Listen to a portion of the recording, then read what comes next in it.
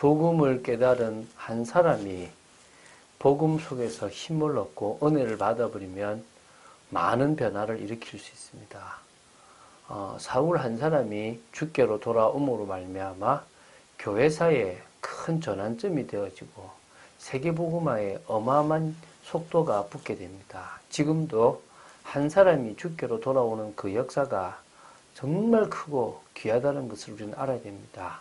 먼저 나 자신이 복음 안에서 가장 큰 변화를 누리는 한 사람으로 서고, 또 나를 통하여 또 현장에 있는 우리가 생각지도 못한 핍박자 같아 보이고 도저히 복음을 받지 않을 것 같은 사람까지도 변화된다면 최고의 사람이 되어질 줄로 믿습니다. 그런 축복 속에, 그런 응답 속에 있는 여러분 되시기를 주 예수 그리스도 이름으로 축원드립니다. 자, 이제 사도행전 9장 26절부터 31절까지 사울의 회심에 대한 마무리를 짓습니다. 32절부터 시작해갖고는 다시 베드로에 대한 이야기가 나옵니다. 그래서 9장 31절까지 사울에 대한 이야기가 끝이 나고 다시 이제 언제 나오냐면 11장에 바나바가 사울을 안디옥으로 데려오는 사건부터 사울에 대한 이야기가 본격적으로 시작이 되어집니다. 그래서 오늘은 이 사울에 대한 마무리를 좀 짓겠는데요. 사울이 이제 다메섹에서 광주리에서 이렇게 내려서 성을 빠져나옵니다. 그리고 어디를 가냐면 예루살렘을 가게 됩니다. 이 부분을 하겠습니다. 사실은 갈라디아서 1장 17절 18절에 보면 사울은 다메섹에서 회심을 한 후에 바로 예루살렘을 간 것이 아니라 거기서 아라비아로 갔다가 거기서 다메섹으로 다시 돌아옵니다. 요 기간 정도가 한 3년 정도가 되고요. 그래서 회심한 이후 한 3년이 지나고 나서 사울은 예루살렘을 가게 됩니다. 그래서 지금 요 앞에와 뒤, 요 사이가 한 3년의 정도의 간격이 있습니다. 그렇게 이해를 하시고 보실 필요가 있습니다. 자, 그래서 이제 풀어갈 건데요. 이 사울이 정말 어떻게 이렇게 지금 인도를 받았는지 준비되어졌는지를 오늘 한번 보도록 하겠습니다. 26절입니다. 사울이 예루살렘에 가서 제자들을 사귀고자 하나 다 두려워하여 그가 제자됨을 믿지 아니하니 사울은 한 3년 전에만 해도 어떤 일이 있습니까? 다메섹에 있는 그리스도인들을 잡아서 끌고 오기 위해서 갔던 인물입니다.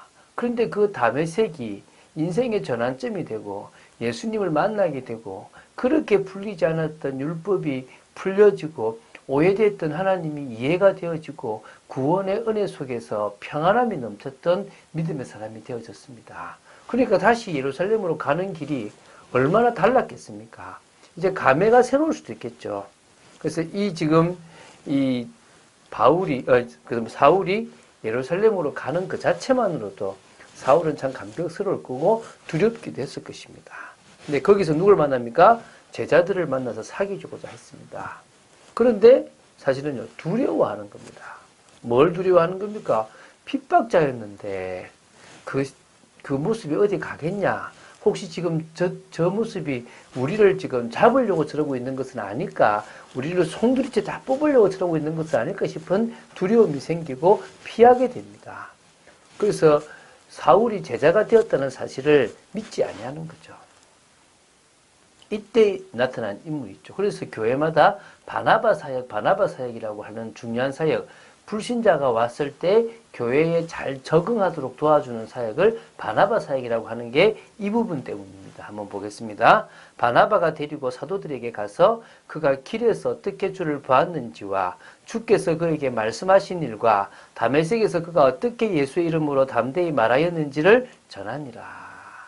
자, 이 바나바가 어떻게 사울을 잘 알았는지는 잘 모르겠습니다. 그러나 사울에 대한 어떤 회심에 대한 내용들을 누구보다도 잘 알고 그가 진정으로 변화되었다는 것을 알았습니다. 그런데 지금 예루살렘에 있는 사도들뿐만 아니라 제자들이 오해를 하고 있으니까 친히 그를 데리고 다니면서 사도들, 아마 이때문에 사도들을 해봤자 베드로와 아마 야고보 외에는 없었다라고 이 갈라디아서 1장에 나와 있으니까 뭐 2명이겠죠. 그들에게 찾아가서 직접 설명을 하는 겁니다. 뭐를 설명합니까?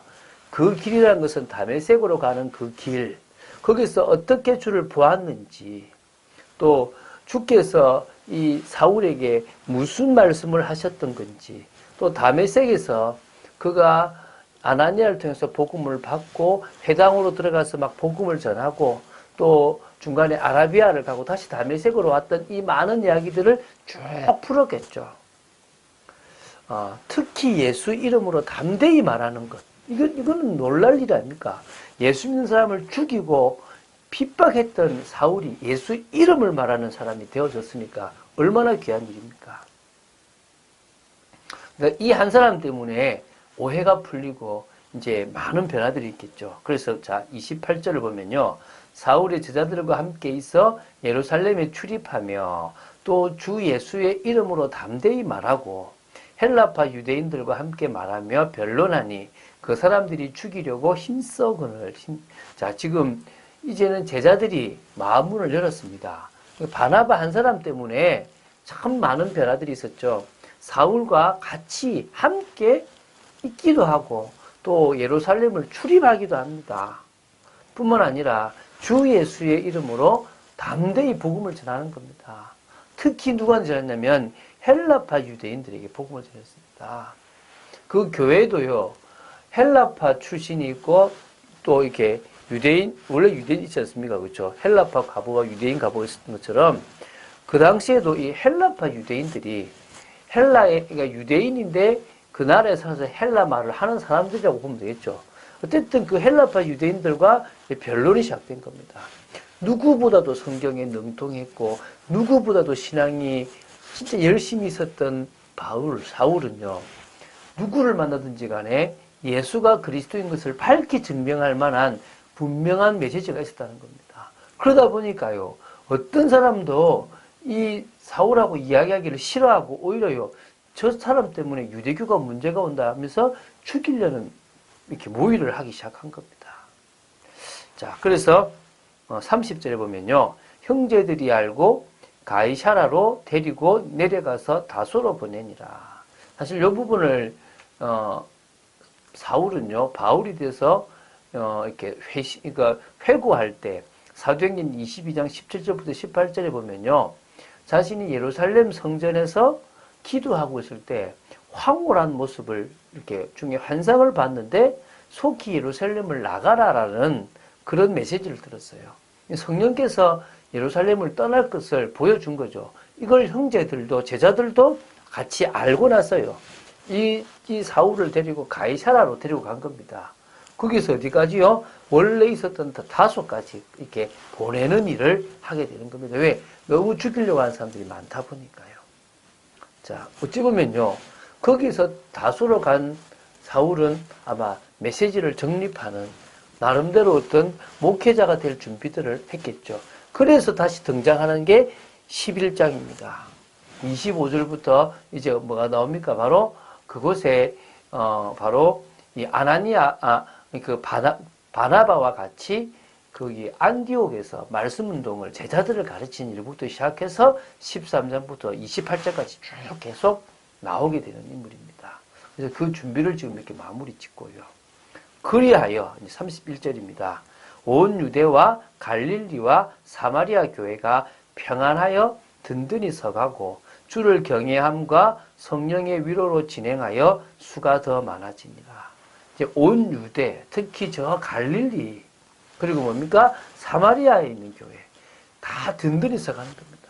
자, 그러면은 사도행전 1장 8절의 눈으로 볼 때는 예루살렘을 넘어서 온 유대, 그 중에서 저 끝인 갈릴리, 그리고 사마리아, 여기까지 지금 복음이 막 확산되기 시작한 겁니다. 그리고 그 교회가 든든히 서가고요.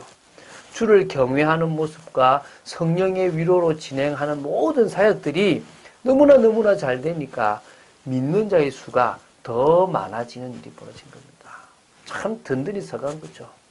이제 이게 동시다발적으로 이제 저 루터라는데, 요빠라는데, 그러면서 저 안디옥까지 막 계속 흩어져서 이제 복음의 문이 그 스데반 한 명의 환란으로 계속 일어났던 겁니다. 얼마나 감사합니까? 자, 그래서 이제 내일, 그래서 이번 주에 이제 9장을 다 떼는데 루다에서 있었던 일, 요바에서 있었던 일과, 그리고 다음 주는 어디서요? 바로 이 가이사라에 있었던 고넬료에 대한 이야기들이 좀 진행될 것입니다. 하나님은 이제 유대인을 넘어서 이방인을까지 복음을 전하는 일들을 진행해 나가십니다. 그 중심에 하나님은 이런 전도자들을 숨겨놓고 시작하신 겁니다. 우리가 그런 중심 있는 전도자들로 세워지면 될 줄로 믿습니다. 하려고 하지 마세요. 은혜 속으로 들어가시면 됩니다. 정말 주님 앞에 이제 말씀을 믿는 믿음으로 서 있으면 됩니다. 그러면요, 세상도 넘어서고 환경도 넘어서고 모든 것을 넘어서서 오히려 진짜 복음화 되었을 때, 진짜 승리했을 때 그곳에서 해야 될 참응답을 우리의 응답으로 받을 수 있습니다. 성령의 역사 속으로 들어가시기 바랍니다. 그렇지 않으면요, 우리 신앙 속에서 틀린 게 무엇이고 올바르게 잘하고 있는 것이 무엇인지를 구분할 수가 없습니다. 우리는 진짜 제대로 구분해야 돼요. 엉뚱한 것, 틀린 것을 많이 붙잡고 있는 것들, 그래서 잘못된 각인, 뿌리, 체질들이 있는 것들 알아야 되는 겁니다. 그게 바뀌어져야만 현실 속에서 사실을 보고 사실뿐만 아니라 그 뒤에 숨겨진 진실까지 보며 그리스도의 이 복음의 답으로 현장을 살리는 축복을 누릴 수가 있는 것입니다. 올바른 신앙생활을 하게 되는 거죠. 응답받는 신앙생활을 하게 되는 것입니다. 오늘도 그 축복을 누리는 여러분 되시기를 주 예수 그리스도 이름으로 축원드립니다. 주는 그리스도이시여 살아계신 하나님의 아들이심을 고백합니다. 사울 한 명의 변화가 교회사에 큰 획을 그었는데 이 일에 바나바도 아나니아도 또 많은 사람들이 쓰임받았습니다. 아버지 하나님, 저희들을 통하여 귀한 일꾼들이 세워지게 하여 주시옵고, 또한 또 많은 사람들을 통하여 저희들이 또 복음 가진 제자로 세워지게 하심을 감사드립니다. 일평생 복음을 알고 전하는 그리스도인으로 세워지게 하시고 전도자의 인생을 살게 해 주시옵시고, 올바른 복음 알고 복음을 붙잡고 기도하는 중에 참응답 받는 귀한 인생 되도록 지켜 주시옵소서. 주 예수 그리스도 이름으로 기도드립니다. 아멘.